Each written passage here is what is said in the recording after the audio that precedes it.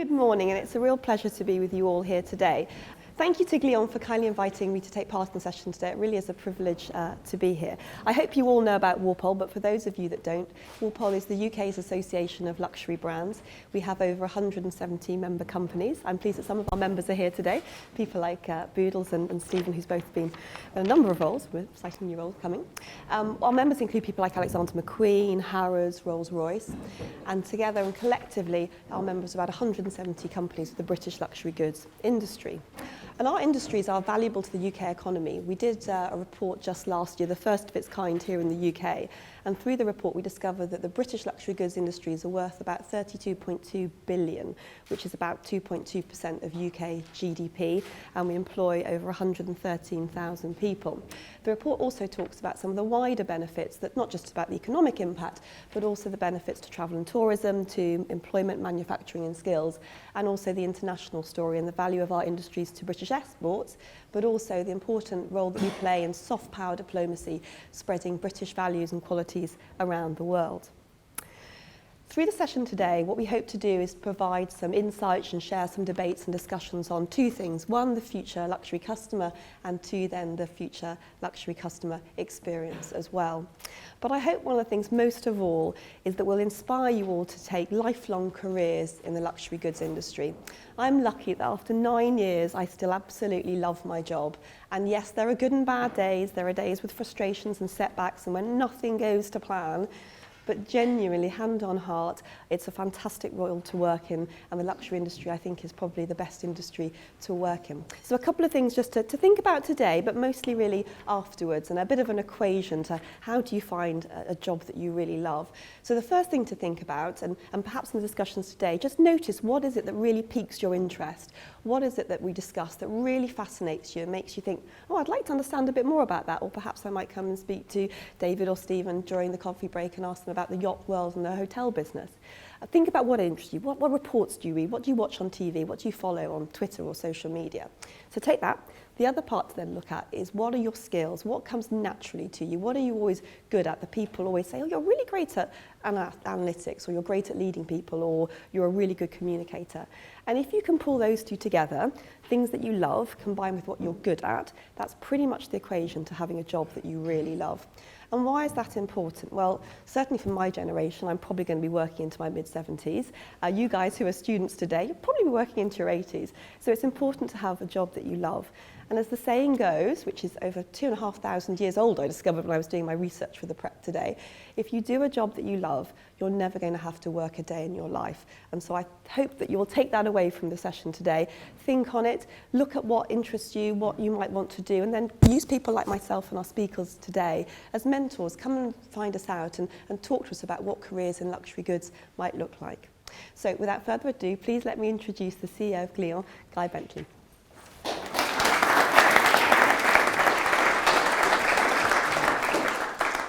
First, Charlotte, I just want to say thanks very much for agreeing to moderate today and all the help and advice you gave our team to put this together, and for the great luxury leaders we have, and you are leaders in the industry who have agreed to give up your time to come and talk to our students and inspire them today. And not only will the students who are in the room today have the opportunity to hear you, but actually you're being beamed across our other campuses right now, and you've got a much bigger audience, yeah? So, not that if you're nervous now, don't worry about it. Glion, where's Glion fit in this, and why would we consider hosting an event like this? Glion, for those who are not as familiar with our model, is Glion's one of the most premium hotel schools in the world, and I'm sure that the students there will tell you that it's an expensive place to go, and when parents talk to me, it's expensive, and we say it is, and it's worth it. It gives them access to the great world of luxury, the great real world of privileged work, and it is a privilege to work in the luxury industry, and it is a privilege to work in some of the top leading places in the world, and that may be within the hospitality industry or the associated brand experiences or the experiential work that goes around there. The Glion, I'll give you some facts about Glion. After about 5 years, when we look at our alumni and see what they're doing, 45% of our alumni are working in associated industries which are feeding into the luxury or the hotel industry. So it's been a natural progression for Glion, which has been focusing on the world of hospitality and business education, to move in that area. Today at our graduation events, we have not only the traditional hotels come to try and get the students or persuade them. It's a great opportunity to work with them, but we have the leading finance brands. We also have jewelry brands. We have, of course, being in Switzerland, you have all the Swiss watch makers who seem to really appreciate the customer service and customer experience skills that our students have, plus the business background.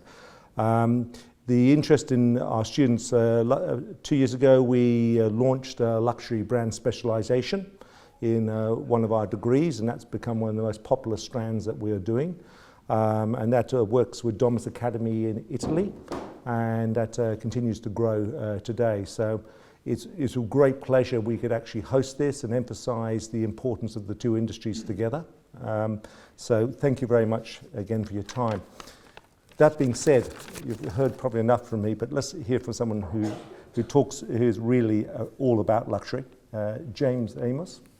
We're going to welcome James in a second as our keynote speaker for the first session. James is director of our fine jewelry at Boodles. It's the 6th generation family company. And I know, James, you didn't start at the top. Often people say family company. I also worked in a family company. The family don't pay you usually when you start. You work twice as hard as anyone because you have to prove yourself. And I know when I read your bio exactly what you had to do. And you have taken that business with care and continue to grow it and give it the nurturing that it needs. And it's not only a company, but it's all about you and your family, as well as the prestige business and the clients you represent today. In James' career, he's done everything. He's done from the shop floor all the way up.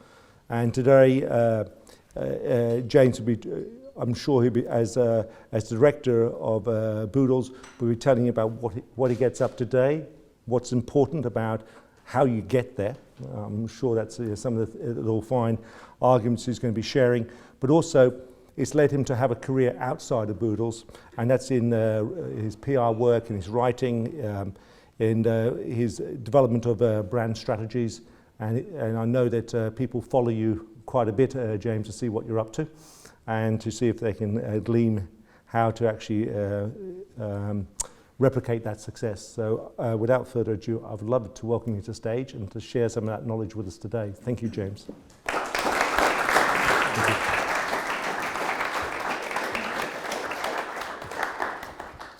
Thank you, Guy. Very generous description. Apologies for my voice. We'll get there. But good morning to you all, and thank you for listening today. You're stuck here now. Hope you enjoy it. But I'd just like to ask, out of interest, have any of you heard of Boodles before? That's good. Have any of you been into our shops? That's good. And who's actually a customer? I know there's one here. There's another one at the back. Anyone else? No. Well, there's lots of opportunity in the future. But I'll just look at a little bit of a sort of potted history of the company, and then look at 3 things which I think are which have been really important to our company. Boodles started in Liverpool in 1798, and our family had been involved in Boodles, or Boodle and Dunthorne as it was known at the time, since about 1900. But it was my great uncle who was the first person involved in the jewellery industry. He was making pocket watches and jewellery from about 1850 onwards. Today the business is run by my 2 uncles and my cousin and me. We're the 5th and the 6th generation, as Guy said, to be involved in the business. And we've got about 110 staff, probably 50 or 60 working on the sales side and the rest in support. But we've got a great team. And in some ways the company ethos stays much the same from one generation to the next. The sayings are the same, the things that make us smile are the same.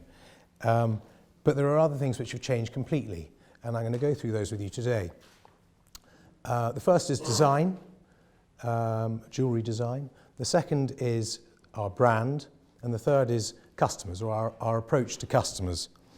But just to put you in the picture, we were what you'd call a nice old-fashioned county jeweller for the first almost 200 years of our existence. So if you go to any town or city around the UK and sort of see the prominent jeweller in a nice spot in the middle of the town, we were one of those. And there's still plenty of them around the country today. But if you were to have looked in one of the windows, as I did in my, as a child in the 1980s, if you were to look in, you would have seen silver salvers, carriage clocks, silver candlestick holders, lovely little porcelain pots, grandfather clocks, probably 25 different watch brands, and lots of very nice jewellery, traditional jewellery, safe jewellery, but none of it was ours. It wasn't identifiably Boodles.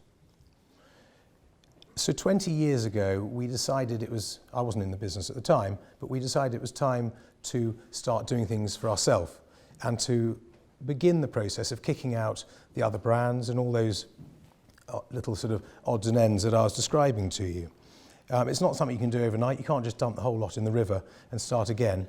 But you sort of wish you could at times. It's taken a long time to get rid of everything, as it were. I think we're there now. But I think that focus is the important word to mention here. We invested in design teams and production facilities so that we can become totally focused on designing fine diamond set jewellery. And part of that involved designing recognisable collections. Some of you may be aware of them. We have a Blossom collection, a Circus collection, Roulette, Waterfall. We have a Rain Dance collection. So we have all of those. We still have one watch brand, in fact, Patek Philippe, the famous Patek Philippe from Switzerland. But that's it. It's our jewellery and Patek Philippe, which actually, between you and me, it's probably being beamed to Switzerland, but it's 25% of our business, so it's quite important. We have I've got some jewellery to show you. We have something called the Rain Dance ring, which I'm going to pass around. This was the first of the Rain Dance collection, and it's become quite well known. I'm not going to try and sell it to you, but it's, although I think June wants one, don't you? But it's now in the V&A Museum in their permanent jewellery exhibition as an example of an iconic British jewellery design. So I'll pass that out and pass it around. But the last 5 years has been really exciting. My cousin Jody has got totally immersed in the diamond buying and the precious gemstone buying, and he's taken us in a direction that we wouldn't have had the confidence to do 5 or 10 years ago. He's bought interesting, unusual shaped diamonds, coloured diamonds, really different precious gemstones. We don't have any money left as a result, like literally no money left, but we've got a lot of very nice stock in our windows. I'm going to pass these around. That's a lovely 2-carat diamond. Do try it on, girls, if you'd like.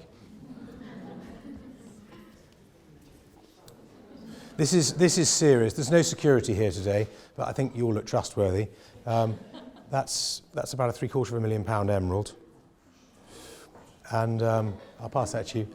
That's a very nice ruby as well. But we're as I said, we're focused on high quality diamond set jewellery. I would have brought some coloured diamonds for you, but we're doing a photo shoot of them today for an exhibition later this year. So we've talked about design. I'd also like to talk about our brand. And again, I wasn't in the business at the time, but I'm told that Christmas 1997 was rather a disappointing Christmas. We expected to do that, and we did that. And rather than blame the obvious things like the product or the ability of our sales staff to sell the jewellery or our shop interiors, apparently it was blamed on the quality of our shopping bags at the time, which were a nasty dark green colour, sort of sludgy green. And at about the same time, we got a letter from something called a branding agency. And I don't think we knew much about branding agencies or really what it meant to be a brand at that time. But they said to us, could we carry out a brand audit? And we said, yes. And after a month or two, they came back and said they had 2 conclusions. Number 1, your product's very nice. It could always be nicer, but it's very nice. Number 2, your marketing material, your communication material is in dire need of help. So at that moment in time, we appointed them, and they were with us for 14 years, from 1998 to 16 years to 2014, which is quite a long time to be with an agency like that. One of their first suggestions was to change our logo. And our logo, it's an obvious thing for a branding agency to say, hoovers up a bit of money, but our logo had been designed in the 1950s. It was a sort of squiggly thing. It wasn't relevant to today, so we changed that. The next thing they recommended a year or two later was that we change our name, which is a pretty big step, as you can imagine. We were called Boodle and Dunthorne at the time. They recommended that we change it to Boodles, which we'd always been known as internally. But the trouble was all our good customers refer to us as Boodle and Dunthorpe, not Boodle and Dunthorne. So if your customers can't get your name right, and it sounds rather old-fashioned, we thought, let's clear it out and move on to Boodles. In building a brand, we spent a lot of time talking about brand colours and brand palettes, which we've been through an interesting journey. I think we finally got there. You'll be given a brochure when you leave, and you'll see that nice pink. It's a bit like the colour of my shirt. But the pink we've got has been specially designed for us, and we think it appeals to women, which is important when you're selling jewellery, and we think it's classy as well. They placed a lot of emphasis on a number of different areas. One of them is visual merchandising. So going back to those windows in the old days, they were very cluttered. We didn't have the confidence not to put a few things in the window. We piled it high because we'd hoped that people would walk past and see something they'd like and want to come in and get it. But they encouraged us to declutter the windows and to really try and tell a story with the product that was there. They encouraged us to invest heavily in our shop interiors. So we appointed, 20 years ago, someone called Eva Jurikna, who's an internationally renowned architect. I was with her in Ireland, in fact, yesterday, looking at our shop interior there. But our shops used to be that sort of traditional jewellery shop, as you can imagine, the sort of dark wood, green leather, slightly worn out carpet. And it's now, they're now really exciting, bright places, appeal to young and old, a sort of fusion of metal, marble, glass, leather as well. David, you've been in once or twice, so hopefully you like them too. Our brochures and our advertising have changed significantly, really significantly. Again, a bit like the shop windows. We used to put everything into the adverts. We used to put everything into the brochures because we thought, well, if people didn't see it there, they're not going to buy it. We've now got much, much less. Maybe, on our in our brochures, 1 or 2 items a page. And we've literally just reappointed Sophie Dahl for a 3rd year of our advertising campaign, which is exciting. But, anyone can buy advertising. All you need to do is drop an email or pick up the phone and do it. We do it ourselves, actually. We think you can get a much better rate from buying it rather than doing it through a media buying agency. But getting PR is much harder. We've got a PR team of 3 girls who are doing PR and social media, and they're trying to build long-term relationships with newspapers and magazines. It's much harder to get, but it's much more exciting when you do get good PR. We're also big believers of sponsorship and events. It's basically a key part of our DNA. If you add them all up, we probably do between 130 and 150 events a year. That would include drinks parties in the shops, ladies' lunches in the shops, supporting charity events, taking tables at balls, smaller regional events, larger sponsored events like the Boodles tennis, the Boodles boxing ball, Chester races. We do new collection launches and a number of seasonal events throughout the year, as you can imagine, summer and Christmas time in particular. And it makes for a really, really busy life. But it's what makes us tick, and it's what makes our customers tick, which is really what leads me on to the 3rd area. We've talked about design, we've talked about brand, and I now want to talk about customer. And a lot has changed in the last few decades. We've recently started an archive, and I was having a little rummage around in it a couple of weeks ago, and I found an article which I'm going to read to you. This was an interview with my grandfather in 1971. The article, there he is. The article's called Man of the Month, and I'm going to read from it directly. He would not for a moment suggest that the way he runs his business is the way that all jewellers should run their businesses. His decision, in speech marks, to have as little as possible to do with customers is a case in point. It isn't a step which many jewellers would contemplate, but though he admits that it has certain obvious disadvantages, he feels it was for him the right decision. Initially, customers are offended and one loses touch. But though he enjoys selling, he does find customers very exhausting. If one feels one is serving customers at the expense of doing other important things, one should withdraw oneself. One can make much more money being a pokey nose. I don't know what a pokey nose is. But probably interfering in other people's business. But that was 1971. That was his approach to customers.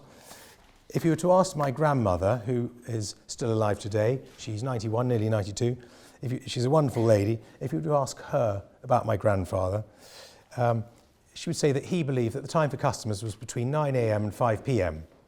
And if they couldn't find the time to come into the shop in between those hours, then he wasn't interested in doing business with them. But things have changed a lot in the last 45 years since he did that interview. And I'm guessing they probably turned on their head a little bit when he withdrew from the business in about 1990. He was a great man, by the way. He was a brilliant businessman, hugely respected by customers, staff, and people in the industry. But he retired from the business about 1990 and died a year or two later. Our emphasis now is on getting to know our customers as well as we possibly can. And ironically, that normally happens outside of the shop rather than inside the shop. So I'm not sure if my grandfather would enjoy doing business the way we do it today. But fortunately, his two sons and his two grandsons do enjoy doing it that way. So I'm just going to list a few of the areas that we really focus on in terms of our customers and how to improve the experience for them. We often talk about the Boodles experience. And one sort of imagines the experience when you come into the shop and you get looked after very well and you get sat down and nice conversations and champagne, there's no rush, take as long as you want. But actually the experience starts outside the shop. It starts when people are looking in the windows. It starts with the security guard, and they're really the gatekeepers to the business in many ways. So we handpick our security guards to be people who can make eye contact, can answer the right questions, can start a conversation. And only last year, yet again, it paid off. There was a situation with a Malaysian couple who were on holiday in London, not a typical customer for us. They were looking in our window. I think they'd been looking in a few windows. But the security guard went and chatted to them and persuaded them to come inside. I think they were a bit surprised, but they came in. And 40 minutes later, they bought a diamond bracelet for £300,000. It wouldn't have happened if the security guard hadn't had the right approach to customers. As directors of the business, and I'm sure you will all be directors of businesses one day, we feel it's very important to interview everyone ourselves. It does depend on the scale of the business, but at our size we can do it. So every single person who comes into the business gets interviewed by all four directors / family members before they join the business. It's something we're not comfortable leaving to our managers because we feel we want to make those decisions. We want to be responsible for everyone in the company. The hope is that we can find engaging salespeople who are very quick to build relationships rather than just being quick to make a sale. We also encourage salespeople to team sell rather than just go it alone in a sort of monotonous one-on-one situation. We think team selling is important. It makes it more fun for the customer and it gives them an additional reference point when they come back another time. This might sound strange, but to some of you it might not. But our sales staff are encouraged to treat customers like friends. It's got to be appropriate, but we encourage them to keep in contact with them and to develop real relationships with them, to text them if appropriate, to write nice handwritten notes at certain times of the year if appropriate. We actively encourage them to take them out for lunch, for drinks, for dinner. They have an entertaining budget. Each one has an individual entertaining budget to allow them to do so.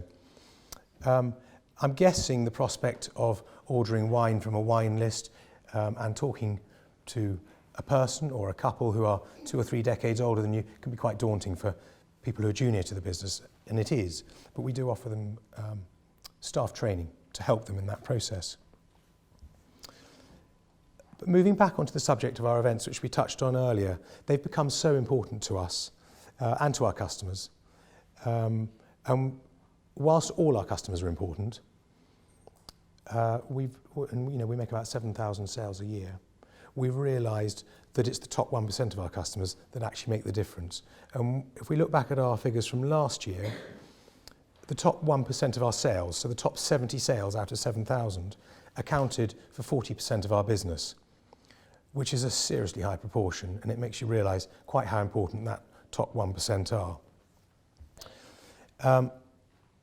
As a result of this, we're increasingly tailoring our events to, excuse me, to take those top-tier customers into account, to make it extra special for them. We try and give them money can't buy experiences, and we invite them to overnight events so that we have a chance to get to know them better. So I'll just give you a couple of examples of that, sort of current and relevant examples. A number of our top-tier customers over the last month or 2 or 3 have been invited to the Royal Box at the Royal Ballet. You'll see from all that business going on in the background that we have a collaboration with the Royal Ballet, which has been really exciting for us. And it's manifested itself in lots of ways, but the really special thing is taking your very top customers to the Royal Box, and we'll have a family member there to host the evening, as well as sitting in the Royal Box and watching the Royal Ballet.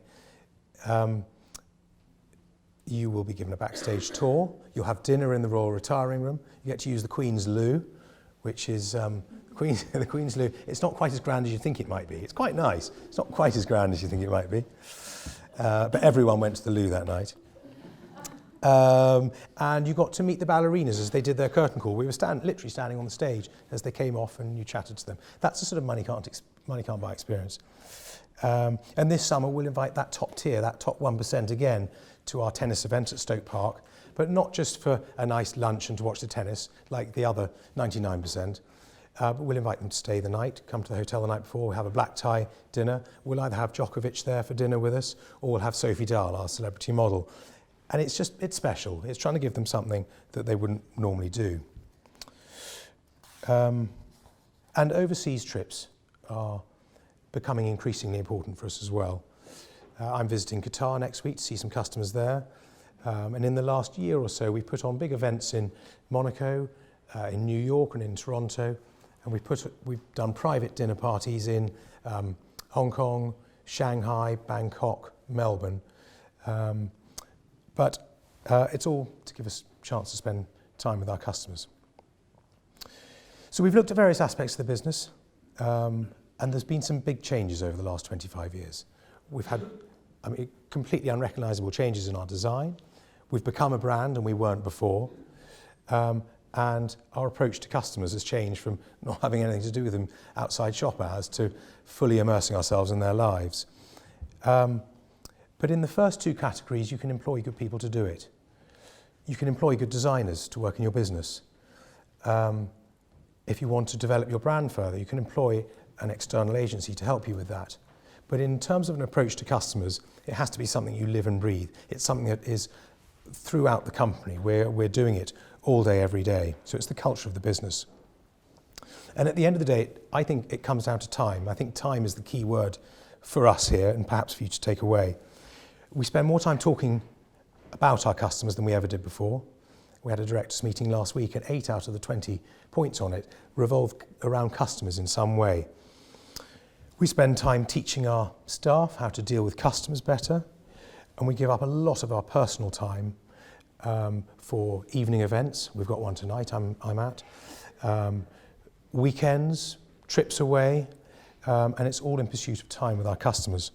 So I'll just say to you, in whatever industry you go into, and good luck to all of you, I would urge you to find time to get to know your customers. And better still, if you can get customers to give you their time, which is an increasingly precious commodity nowadays, as you'll all agree, then I'm sure you'll all be heading in very much the right direction. Thank you very much.